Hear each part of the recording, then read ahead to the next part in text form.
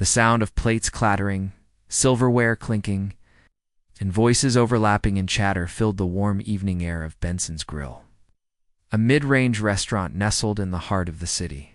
From the outside, it looked cozy and inviting. Soft golden lights glowed through large windows, and the smell of seasoned steaks and buttered bread wafted out each time the glass door swung open. But behind the polished smile of hospitality that restaurants usually prided themselves on, something darker lingered inside tonight. Something that would soon unravel in front of everyone. The story begins with a man named Derek Collins. He was tall, in his late 30s, dressed in a plain but neat navy blue button-up shirt, dark jeans, and well-worn shoes. Nothing flashy about him, nothing to catch the eye at first glance. His demeanor was calm, his steps deliberate. He carried himself with quiet dignity, the kind of presence that came from years of discipline. Though few would notice that at first, Derek had just returned to his hometown after years away. He had seen the highs and lows of life. He knew the sting of rejection, the weight of responsibility, and the long road of perseverance. He wasn't loud about his success, nor did he feel the need to show off. He believed that true strength didn't need to scream it simply, was as Derek stepped into the restaurant. His eyes scanned the room. Families laughing, couples sharing meals, friends toasting glasses. It was the usual Friday evening bustle. The aroma of grilled meat and garlic butter made his stomach grumble. He approached the counter, waiting patiently as a few people ahead of him placed their orders. Behind the counter stood Martin Hale, the restaurant manager. In his early 40s, with slicked back hair and a sharp jawline, Martin carried himself with a forced confidence, the kind that came from power he thought he owned, rather than respect he earned. His white shirt was pressed, his tie snug, and his voice clipped as he barked at the younger employees rushing around. "Move faster with those orders. Table 6 has been waiting 10 minutes. He snapped, clapping his hands like a drill sergeant. The young waitress, barely out of college, flushed red and scurried past him with plates trembling in her hands. Martin smirked at the sight, then turned back to the counter just as Derek stepped forward. "Evening," Derek said with a polite nod. "I'll have the grilled chicken platter, please. And a sweet tea?" Martin gave him a once-over. His eyes flicked from Derek's shoes to his shirt, then back up to his face. There was something in that look, a subtle curl of the lip, a slight narrowing of the eyes that revealed more than words ever could. It wasn't just impatience. It was judgment. "That'll be $14.87, Martin said, his tone flat.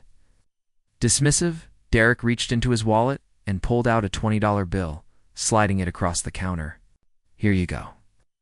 Martin sighed, as if even the simple act of taking money from this customer was beneath him. He opened the register, grabbed the change, and instead of placing it in Derek's hand, he let it fall onto the counter. The coins clattered and rolled across the surface, some tumbling to the floor. A few heads turned. The sound was sharp, awkward. Derek blinked, surprised. He bent down to pick up the quarters and dimes scattered at his feet. His movements slow and deliberate. Martin crossed his arms, smirking faintly. "Next," he called, ignoring Derek as though he wasn't even there. For a moment, Derek stayed crouched on the floor, gathering the change. His jaw tightened, but his face remained composed. Inside, a storm was brewing, but he didn't let it show. He stood, pocketed the coins, and met Martin's eyes briefly. "Thank you," said softly. There was no sarcasm, no sharpness in his voice. Just calm dignity, but Martin wasn't done. "Maybe next time, pay with exact change. Save us all the trouble," he muttered, loud enough for nearby customers to hear. A couple of them chuckled uncomfortably, glancing at Derek with pity. Derek didn't respond. He simply nodded and moved to the side to wait for his order. At a corner booth, a teenage girl named Lena had watched the whole exchange with wide eyes. She tugged at her mother's sleeve. "Mom, did you see that?" He dropped his money on purpose. Her mother frowned, whispering, "She don't get involved." But Lena's eyes stayed on Derek. Something about the quiet way he handled the insult struck her deeply. She had seen people lash out for far less, yet here was a man treated like trash. And instead of anger, he showed restraint. Meanwhile, behind the counter, Martin carried on as though nothing happened. To him, Derek was just another nobody, a man he could dismiss, disrespect, and move past without consequence. What Martin didn't know was that this nobody had more power than he could ever imagine. What he didn't know was that the very building he stood in, the restaurant he ran with arrogance, was no longer his to control. But that revelation wouldn't come yet. Not until the mask of arrogance was stretched to its breaking point. For now, Derek watched, waited, and endured. The night carried on. Derek received his meal placed on the counter without a word, and he carried it to an empty table by the window. He ate slowly, savoring the food, his eyes observing the dynamics around him.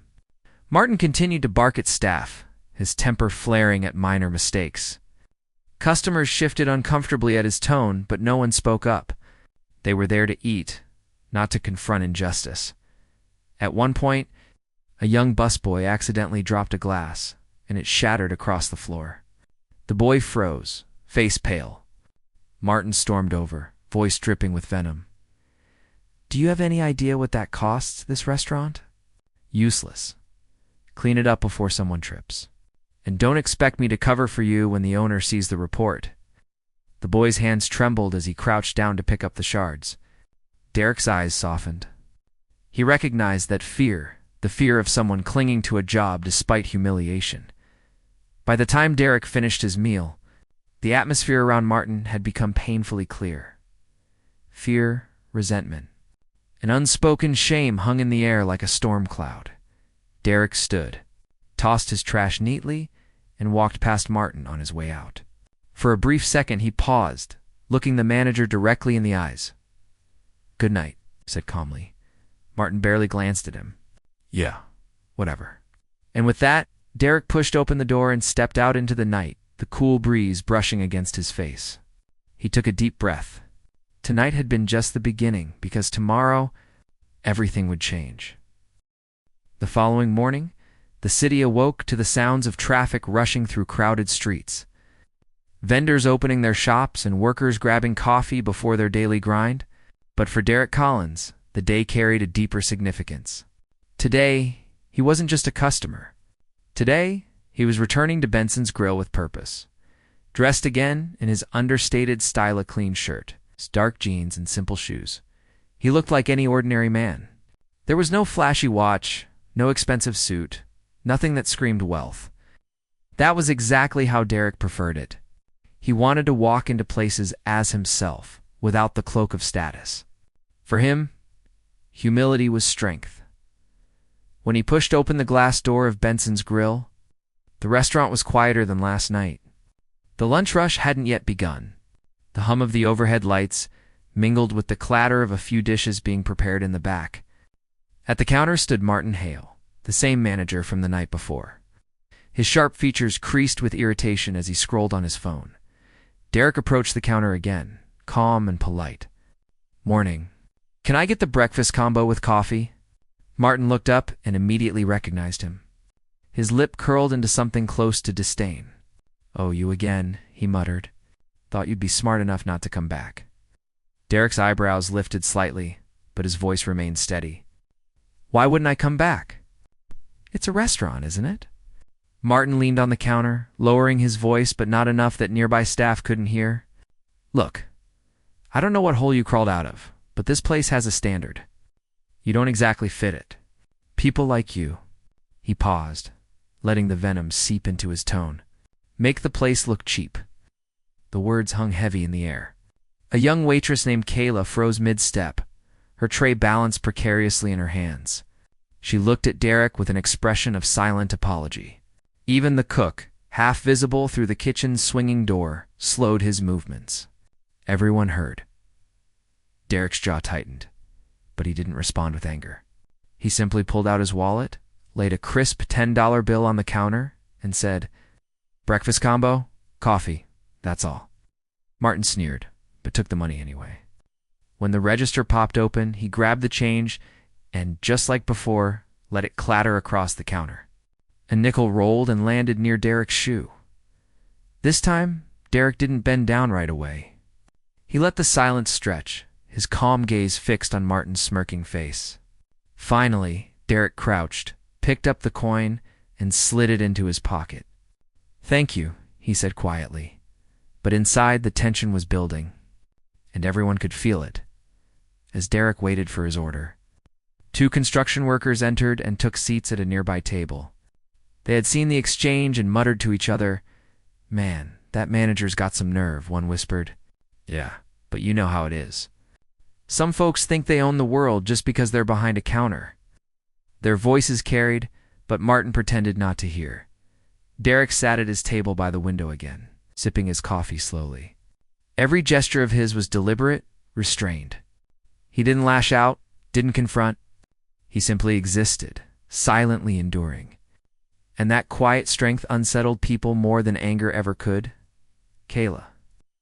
The young waitress hesitated before bringing him his food. She set the plate down carefully and leaned in just slightly. I'm sorry about how he treats you. Not everyone here's like that." Derek gave her a warm smile. "I know, and I appreciate your kindness." Her eyes softened, though worry lingered. "Just be careful. He's the manager. He'll make things worse if you push back." Derek nodded. Sometimes silence speaks louder than words. The day passed, and Derek returned that evening.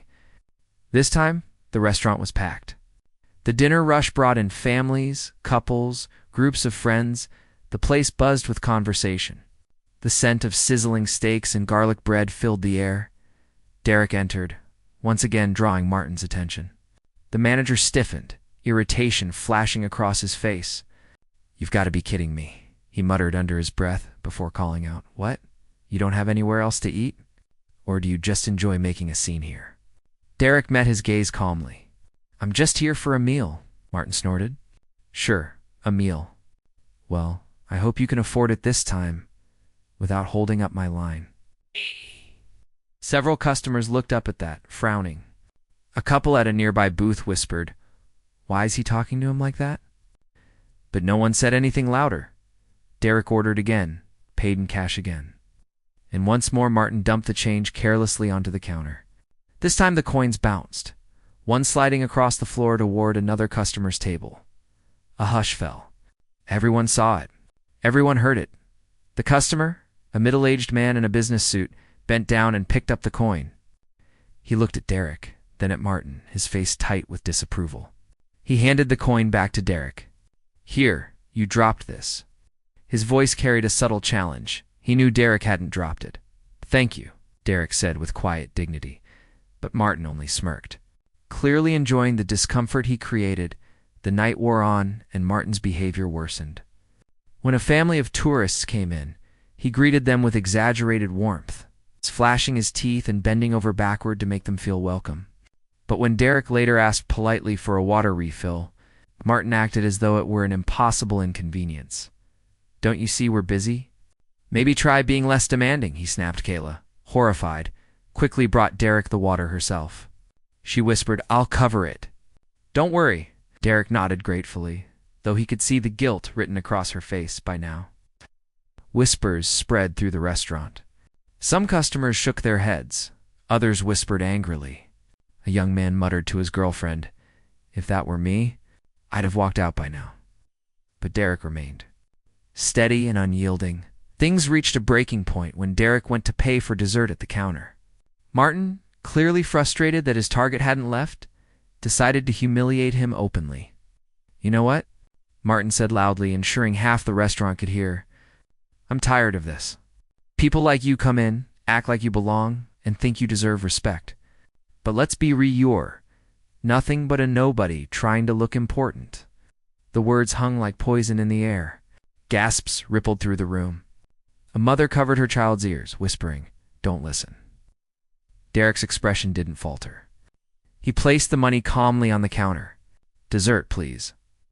Martin laughed cruelly, tossing the change again, this time so forcefully that coins bounced across the floor, clinking loudly. A dime skittered beneath a booth, making a child crawl under to grab it. The humiliation was complete. But what no one realized was that Derek's silence wasn't weakness. It was patience. It was the calm before a storm that would change everything. Kayla stood frozen, her eyes glassy with tears. The construction workers whispered angrily, one muttering, "That's crossing a line." Even the cook in the back slammed a pan down harder than necessary, unable to stomach the cruelty. And yet Derek simply bent down, gathered the scattered coins, and straightened up with the same quiet dignity. He met Martin's gaze and said, in a voice steady as stone, "Thank you. I'll be back tomorrow." The words carried weight, strange, unsettling weight. Customers exchanged confused glances. Why would he come back after all this? Martin scoffed, rolling his eyes. "Yeah, right. Can't wait." But deep down, something about Derek's calmness gnawed at him. Something he couldn't place. That night, as Derek walked away into the cool air, whispers followed him. Some pitied him, some admired him, but no one forgot him. And inside Benson's grill, Martin Hale sat smugly at his desk in the manager's office, completely unaware that his reign of arrogance was about to collapse, because the man he had humiliated, the man he dismissed as nobody, he held in his hands the very papers that proved otherwise. Tomorrow, the truth would shatter everything. The following day arrived with clear skies and sunlight pouring over the city like golden silk. For most, it was just another morning. But for Benson's Grill, this day would mark the end of arrogance and the beginning of a new chapter. Inside the restaurant, the usual hum of activity filled the air. The smell of sizzling bacon and scrambled eggs drifted from the kitchen. Kayla moved swiftly between tables, her ponytail bouncing as she balanced trays with precision. She looked tired but determined, still replaying the events of the past 2 nights in her head. She couldn't shake Derek's calm voice, his quiet dignity, despite humiliation. She whispered to herself, why didn't he fight back? Why just endure? Her thoughts were cut short as the glass door swung open and Derek walked in again. His steps were steady, his presence calm, as if nothing could disturb his peace. The sunlight caught on his dark shirt, outlining him with a faint glow. Customers noticed, many recognizing him from the previous encounters. A hush rippled through the room. Whispers began. That's the guy. Why is he back again? Doesn't he know that manager hates him? Kayla's chest tightened with both worry and admiration. She wanted to warn him not to push his luck, but before she could, Martin Hale emerged from the back office. His sharp shoes clicked against the tile as he strode forward. Smugness etched across his face. The moment he spotted Derek, his eyes narrowed. You again? Martin barked, loud enough for the whole restaurant to hear. Haven't you embarrassed yourself enough? What, you enjoy crawling back here just to be humiliated? Laughter, awkward and forced, rippled from a couple of diners, too nervous to oppose him. But most customers frowned, their discomfort palpable. Derek didn't flinch. He walked calmly to the counter and said, I'd like a coffee, please. Martin's jaw flexed. You've got to be kidding me. Don't you understand? People like you don't belong here. This is a place for decent customers, not freeloaders scraping together pennies. Gasps filled the air. Even Kayla froze, her tray tilting dangerously in her hands. Derek placed a $10 bill on the counter. His eyes held Martin's, calm but piercing. Coffee, please. Martin snatched the bill, slammed the register open, and threw the change onto the counter. The coins clattered violently, bouncing and scattering once more. Some rolled all the way to the floor by the door. Derek bent down, gathered the coins with the same patience as always, and stood tall. He pocketed them quietly, then lifted the steaming cup of coffee Kayla nervously placed in front of him. But instead of walking away, Derek turned. This time, he didn't head to the window seat. He walked slowly to the center of the restaurant, his presence commanding silence. The chatter faded. Forks paused midair. Every eye locked onto him. He set the coffee gently on a nearby table, then turned back toward Martin. His voice was calm, steady, but it carried power, now power that made the walls seem smaller. I've come here 3 days in a row, Derek began, his voice resonating. Each time, I've been treated not just with disrespect, but with open humiliation. I've been called names. My change has been thrown at me like garbage. And all of it. Because of who I am, or rather who you think I am. The silence deepened. Kayla's lips parted in awe. The construction workers from the night before leaned forward, eyes wide. Martin scoffed. Spare us the speech. You got your coffee? If you don't like it, you can take your little coins, but Derek raised a hand, silencing him. The authority in that small gesture was undeniable. What you don't know, Martin, Derek said slowly, his eyes locked onto the manager's, is that this restaurant belongs to me. Gasps exploded. Customers turned to one another in shock. Kayla nearly dropped her tray. Even the cook peeked out of the kitchen, his jaw slacked. Martin froze, his smirk faltering. What did you just say? Derek reached into his bag and pulled out a thick envelope. He set it on the counter, opened it, and spread out a stack of documents for everyone to see. The bold letters on the first page read, Transfer of Ownership, Benson's Grill. I purchased this restaurant 2 weeks ago, Derek said, his voice calm but thunderous in the silence. I wanted to see for myself how it was run, to watch, to listen, to understand. And now, I understand perfectly. The color drained from Martin's face. He stammered, No, that's not possible. You're lying. Derek slid the papers closer, tapping the signatures at the bottom. Recognize that name? The previous owner signed it himself. These papers were filed with the city. It's official. Customers gasped again. Whispers swirled. He's the owner? All this time? No wonder he kept coming back. Martin's face twisted, his arrogance cracking like glass under pressure. You can't do this. You can't just walk in here pretending I didn't pretend, Derek interrupted sharply. I walked in like any ordinary man, with money in my pocket and respect in my heart. And you, Martin, showed me exactly how you treat people when you think no one's watching. You revealed who you really are. Kayla covered her mouth, tears brimming in her eyes.